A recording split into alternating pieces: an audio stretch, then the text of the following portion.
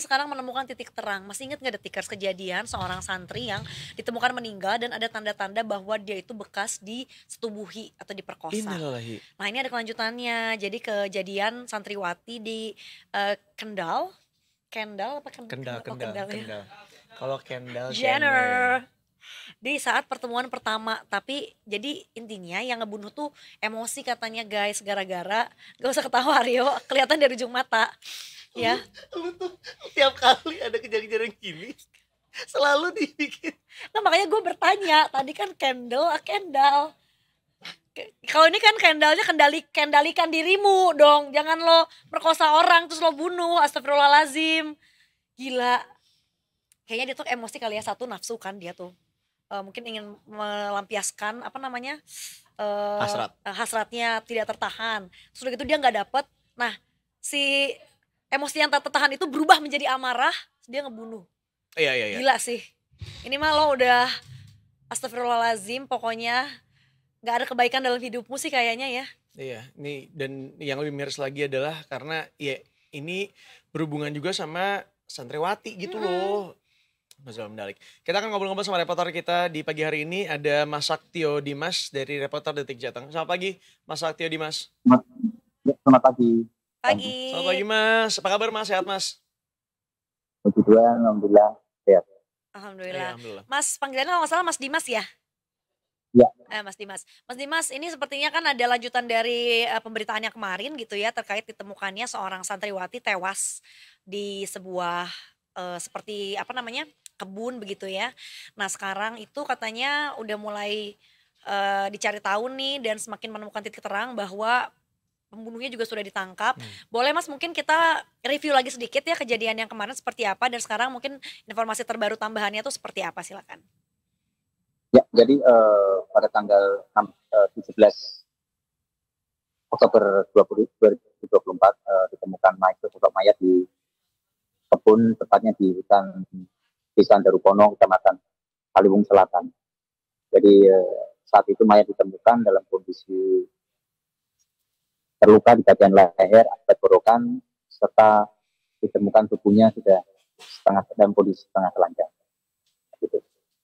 Oke. Dan setelah sepekan kemudian, polisi melakukan penyelidikan dan berhasil menangkap pelaku pembunuhan terhadap santriwati. Oke. Ini juga menjadi sebuah pertanyaan nih. Apa yang kemudian menjadi motivasi dari pelaku ini untuk bahkan membawa pisau ketika bertemu dengan korban? Dan apakah memang ini sudah diperkirakan atau direncanakan sebelumnya untuk melakukan pembunuhan terhadap korban? Jadi kemarin saat press release di Mapolres Kendal, saat dimintai keterangan oleh Kapolres Kendal, pelaku mengaku setiap harinya memang membawa pisau, sebilah pisau untuk menjaga diri ketika dia keluar setiap malam. Dan kebetulan saat itu pada tanggal 16 malam, tepatnya jam 21, pelaku sendiri menjemput korban di sekitar pondok pesantren, itu diajak jalan-jalan. Jadi kronologis awalnya seperti itu. Kemudian di saat itu, saat jalan-jalan, pelaku bersama korban mampir ke tempat kos pelaku bentar dan kemudian mengajak jalan lagi dengan alasan ingin membeli sepatu di wilayah Kecamatan Boja. Tapi di tengah jalan, tepatnya di Cagar Alam, itu Desa Darupono itu, korban sudah merasa kurang enak, meminta pelaku untuk segera mengantar pulang ke pondok pesantren. Namun pelaku tetap saja membelokkan arahnya ke kebun tersebut dan memperlakukan korban dengan sadisnya seperti itu. Ya, dari keterangan pelaku nih Mas Dimas, seperti apa tindakan korban yang pada saat itu mungkin ketika pelaku mulai mencanangkan aksinya, begitu aksi bejatnya, apakah mungkin ada cerita bahwa korban sempat melakukan perlawanan lah atau mungkin sempat ada kekerasan lain juga untuk melindungi dirinya? Ya, jadi saat permintaan korban untuk diantar pulang ke pondok pesantren, korban sempat melakukan perlawanan dengan menampar wajah pelaku sebanyak 2 kali dan mencakar bagian wajah pipi kiri pelaku. Kemudian saat itu timbul rasa emosi, semakin emosinya pelaku dan mencekik korban sampai meninggal. Mhm. Kemudian pelaku ini mengambil sebilah pisau dari balik badannya yang ditaruh di bagian belakang pinggang belakang. Kemudian langsung menggorok leher korban sebanyak 2 kali. Mhm. Oke. Mas, ini kan sudah sepekan lah kurang lebih berlalu begitu ya. Bagaimana atau apa yang dilakukan oleh pihak kepolisian untuk kemudian melacak pelaku sampai akhirnya bisa ditangkap nih, Mas?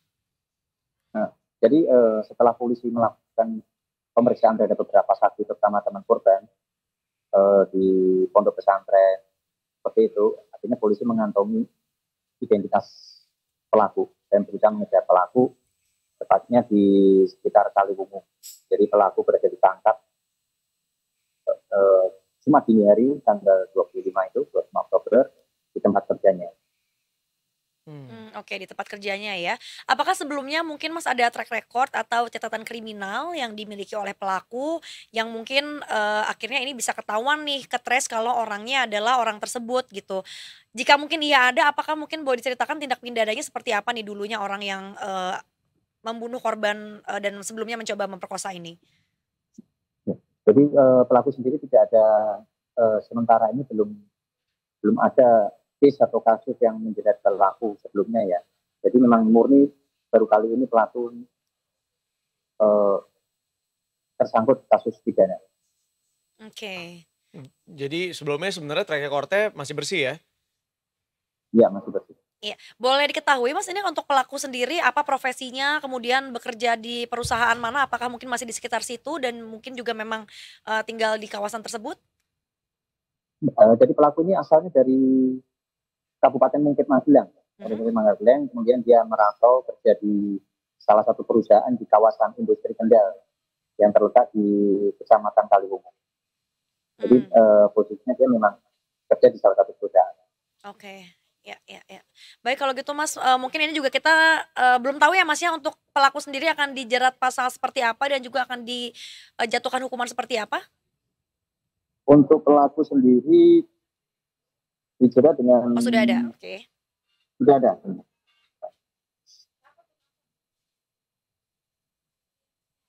Mhm. Pelaku dijerat dengan pasal 365 ya, dengan ancaman 15 tahun penjara. Oke. Baik.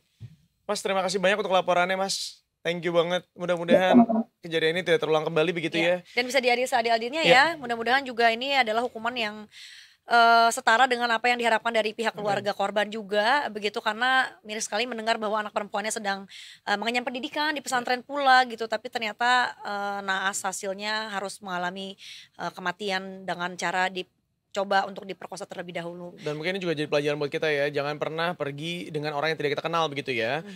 Mungkin kalau misalnya mau janjian aja di tempat yang ramai, kemudian bisa ketemu sama banyak orang, nggak yang cuma berdua aja. Kemudian pastikan ya berangkat dan pulangnya nggak sama orang itu gitu. Jadi udah berpisah aja gitu. Takutnya kejadian kayak gini terulang kembali karena ini bukan kejadian pertama pastinya. Sudah berkali-kali kita mendengar kabar yang menyebutkan bahwa mau diantar pulang tapi ternyata malah dibawa ke tempat yang sepi gitu ya.